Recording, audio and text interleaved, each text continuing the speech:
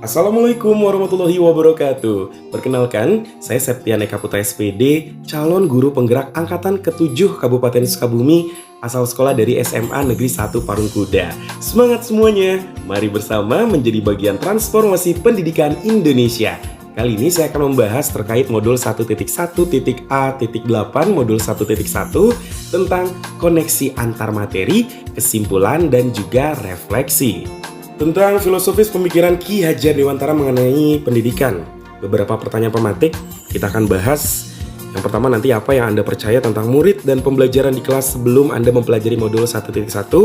Apa yang berubah dari pemikiran ataupun perilaku Anda setelah mempelajari modul 1.1. Yang selanjutnya, apa yang Anda dapat terapkan lebih baik agar kelas Anda mencerminkan pemikiran Ki Hajar Dewantara. Mari kita bahas bersama. Sebelum kita ke pertanyaan pematik, di sini saya akan menyimpulkan kesimpulan modul 1.1 bahwa pendidikan bertujuan untuk menuntun segala kodrat yang ada pada anak-anak agar mereka dapat mencapai keselamatan dan kebahagiaan setinggi-tingginya baik sebagai seorang manusia maupun sebagai anggota masyarakat. Jadi di sini kita sebagai pendidik, sebagai guru harus berpusat pada murid dan juga harus melayani kebutuhan murid sesuai dengan kodratnya masing-masing. Selanjutnya, yang satu ini proses pembelajaran yang mencerminkan pemikiran Ki Hajar Dewantara. Memerdekakan, berpusat pada murid dan mengikuti perkembangan zaman, memupuk jiwa kepemimpinan, tidak bertentangan dengan nilai-nilai kemanusiaan, pembangunan budi pekerti, dan juga menanamkan nilai-nilai spiritual dan sosial.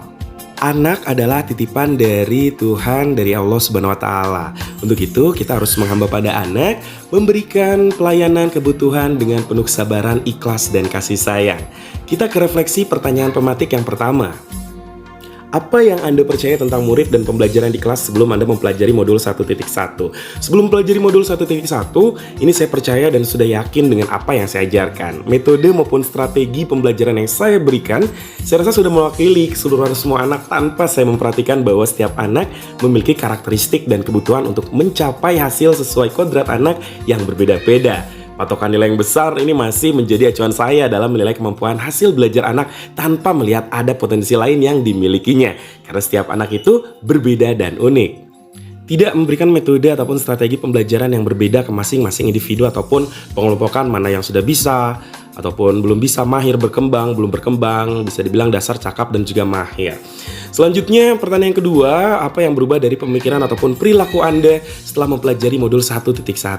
Yang berubah ini dari pemikiran saya adalah pembelajaran harus berpusat pada murid dan kita sebagai pendidik harus menghamba pada anak. Yang artinya memberikan pelayanan terbaik sesuai dengan kebutuhan anak-anak dengan sabar, ikhlas, dan penuh kasih sayang. Tidak hanya peduli atau senang pada murid yang pintar saja, pada siswa yang memahami materi yang saya ajarkan saja, tetapi juga pada anak yang belum memahami dan berusaha memberikan metode, strategi pembelajaran sesuai minat dan kemampuan anak, menjadikan ruang kelas bagaikan taman surga yang dirindukan anak-anak.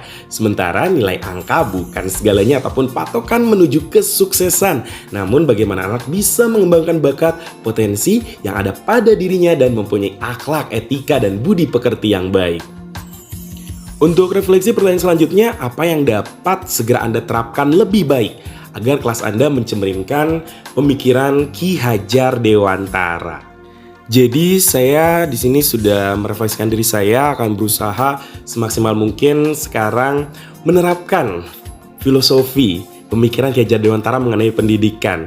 Ada yang sudah dan juga mungkin ada yang akan saya gali lagi, akan saya kembangkan lebih jauh lagi, lebih baik lagi di kelas. Seperti yang pertama misalnya yang akan saya terapkan lebih baik di kelas adalah mengenali karakteristik siswa dengan misalnya melakukan survei terlebih dahulu beberapa pertanyaan terkait profil siswa tersebut, potensinya, bakatnya, dan minat pada anak sehingga saya tahu strategi pembelajaran seperti apa yang harus didapatkan oleh masing-masing anak tiap individunya.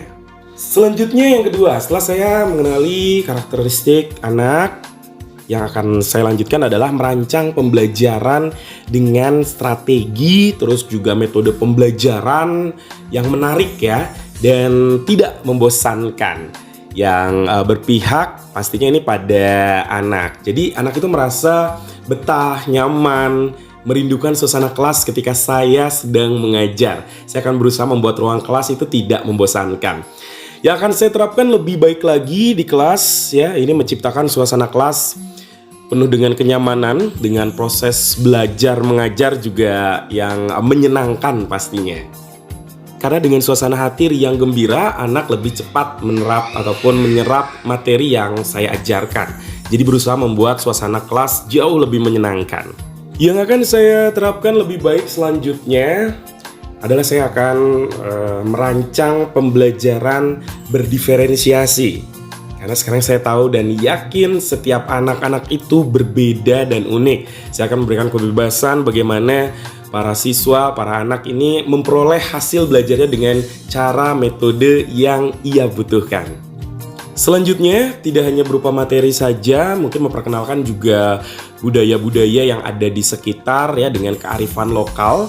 Dan selanjutnya di sini saya akan memberikan pembelajaran kepada siswa tentang kearifan lokal dan budaya setempat agar mereka memiliki nilai-nilai spiritual, nilai-nilai budaya dari daerah setempat. Tidak hanya pengetahuan, skill ataupun potensi, tetapi yang harus dikembangkan, diterapkan lebih baik ini mengajarkan sikap moral dan budi pekerti yang baik untuk meroleh kesuksesan, karena akhlak, budi pekerti yang baik itu juga sangat diperlukan. Menuntun anak bukan menuntut, mendidik anak bukan merintah. Jadi kesimpulannya setiap anak bisa berhasil tidak dengan cara yang sama dan tidak pada hari yang sama. Salah satu pengingat atau reminder yang baik bagi kita para guru adalah kita harus selalu ingat bahwa semua siswa dapat belajar dan berhasil, tetapi tidak dengan cara yang sama dan tidak pada hari yang sama. Mari belajar, mari terus menginspirasi.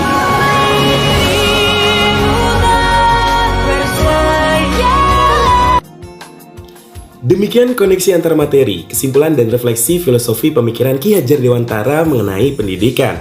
Mari memajukan pendidikan Indonesia dengan menciptakan pembelajaran yang berpusat pada murid. Saya Septian Eka Putra SPD, calon guru penggerak Angkatan ke-7 Kabupaten Sukabumi dari SMA Negeri 1 Parungkuda. Tergerak, bergerak, menggerakkan. Wassalamualaikum warahmatullahi wabarakatuh.